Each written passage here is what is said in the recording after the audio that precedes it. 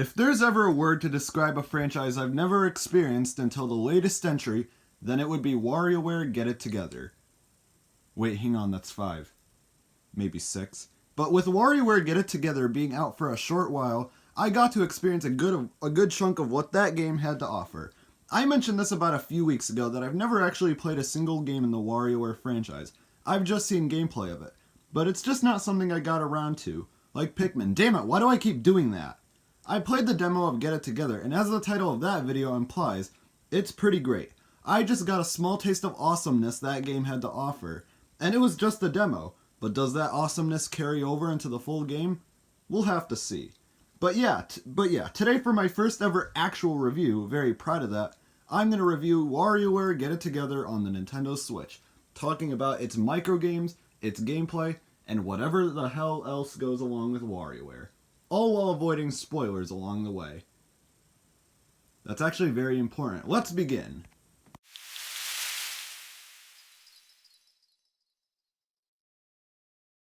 In terms of presentation, WarioWare Get It Together is quite good. The game starts off with an intro cutscene of the entire WarioWare cast getting sucked into a video game console because it's WarioWare, guys, what did you expect? And it also ties in with the game's story mode where Wario and his friends needs to rid the game console that they got sucked into of its game-breaking bugs and also escape. The plot's pretty nonsensical, but again, it's Wario. He hacked the official Nintendo Twitter account of all things. The mode is pretty short, which is fine with me, but extending its length a tad bit more really wouldn't hurt. But while it lasted, I really liked it. Every time you enter a new level, you'll unlock a new character and a cutscene that ties in with that character's specific level plays. And most of the microgames ties in with that character's level too. It's pretty neat. Now a minor nitpick I have with story mode is the voice acting. Voice acting is here for most of the characters, and it helps make the characters' personalities stand out that much more, which is a positive thing, but then there's Wario. Wario still sounds like Wario, which is great, but he doesn't speak full sentences. He speaks a few words throughout the game, but not full sentences, much like Mario. Which, when you think about that, is a bit bizarre considering Wario spoke full dialogue in the game's trailer. Why not in the full game? It's not a flaw that ruins the game by any means, but it does stand out as a bit bizarre considering Wario had full dialogue in the game's trailer. For Mario, it's understandable. But Wario? Now let's get to the microgames themselves. Wario is all about the microgames. Multi-second long games flashing at a pace Sonic would be overwhelmed by, where you have to complete an objective before it ends, like make this guy fall asleep by using this watch, shooing away all the flies, spinning the windmill, squeezing toothpaste on a toothbrush, rocking a baby to sleep. Wow, some of these are bizarre. There's even some based off of classic Nintendo games, which were my personal favorite. But don't worry, as I won't get into spoilers here. There is quite a bit of microgames here, over 200 as a matter of fact, and while most of them are good at the very least, and this might be a bit of a nitpick here, I was kinda expecting a bit more than the number we ended up with. Don't get me wrong, there's plenty of microgames here to keep you invested, but after the last game on 3DS literally had 300, I was kinda expecting somewhere around that number. Maybe Nintendo will add more via free updates because it would really go a long way to add more value to the package. But what we have here is a decent amount. I just would have liked a bit more.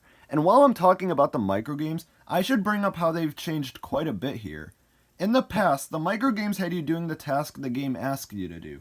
But now here in Get It Together, the microgames are played by the different characters where each one has their own strengths and weaknesses. And this is 100% a game changer, as each offers an incentive to play as that specific character. Like how Wario has a charge move and also a jetpack. Something that still makes me never want to ask him for a ride. Orbulon the alien who can pick things up with his UFO, 9-Volt has a skateboard that'll constantly go, which might be a tad bit annoying to play as him, and he also has a yo-yo. Dr. Krygor can fly around while other characters don't even move a muscle, like 18-Volt who has projectiles to use to complete microgames, and Cricket basically plays out like a platforming character. This is a great addition, as it offers an incentive to play as different characters and changes the microgames in a way I can't really imagine playing them without. Now some characters may not be suited for some games, whether it's because of their abilities or controls. That includes the characters that are unlocked towards the end, again spoiler free here, but it's still pretty neat to play as the WarioWare cast in these games. And I almost forgot to show all the unlockable characters you unlock. I better get on that, so here you go. I really should retire this joke. And you could even play them simultaneously with one other person, something that was heavily advertised in the trailers. And in my opinion, it's not something I've played enough of to really form an opinion on it. But I have played a small portion of it in multiplayer, and it's a pretty decent time. Again, I haven't played enough of it, but from the short 5 minutes I've played in multiplayer, it's pretty alright. Now moving off of the story, we have a few other modes to keep WarioWare a permanent part of your Switch library. I think. Starting with Wario Cup, a single-player mode that takes you through 34 fast-paced microgames as a randomly chosen character that changes weekly. Hilariously, I'm pretty bad at it, but it was pretty fun the first 2-3 rounds I played of it. But after that, I didn't really care for it much longer. You'll always end up playing the same microgames in order every time, like how I constantly start off playing the Super Mario Land one, then later I had to play the one for Donkey Kong Country Returns and save the world from aliens. Now, I'm certainly not hating on the microgames themselves. Again, most of them are really good, and the faster pace of them in this mode makes them really hectic and fun. But to me personally, it doesn't really hold my attention that much longer. It changes weekly to keep things fresh, and you can upload your score online, which offers more of an incentive to keep playing. But I would have much preferred online play instead, as I just think it would be better in my opinion. It may be a bit laggy since Nintendo has yet to perfect their online service, but I still would have preferred it. I still think people will enjoy this mode, but I'd be losing my sanity in saying it would be the reason people would be replaying this game years later.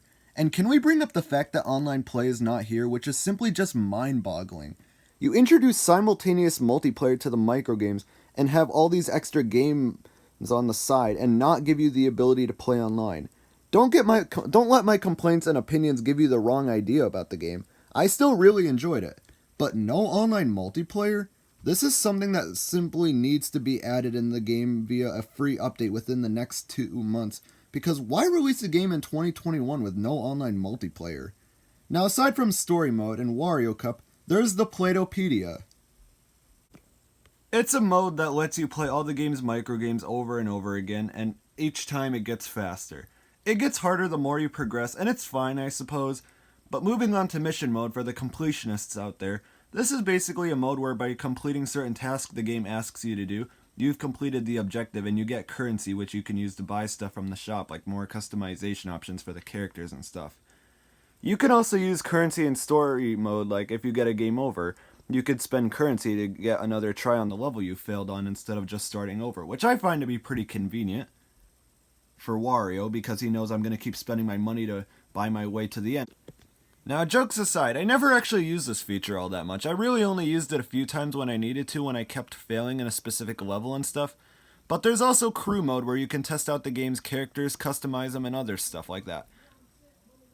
And finally, there's the Variety Pack, which features a bunch of different mini-games, both single-player and multiplayer. And fortunately, there's games in this mode that's fun, but unfortunately, there's also games in this mode I was unable to try due to requiring multiple people, and also games that were not that great.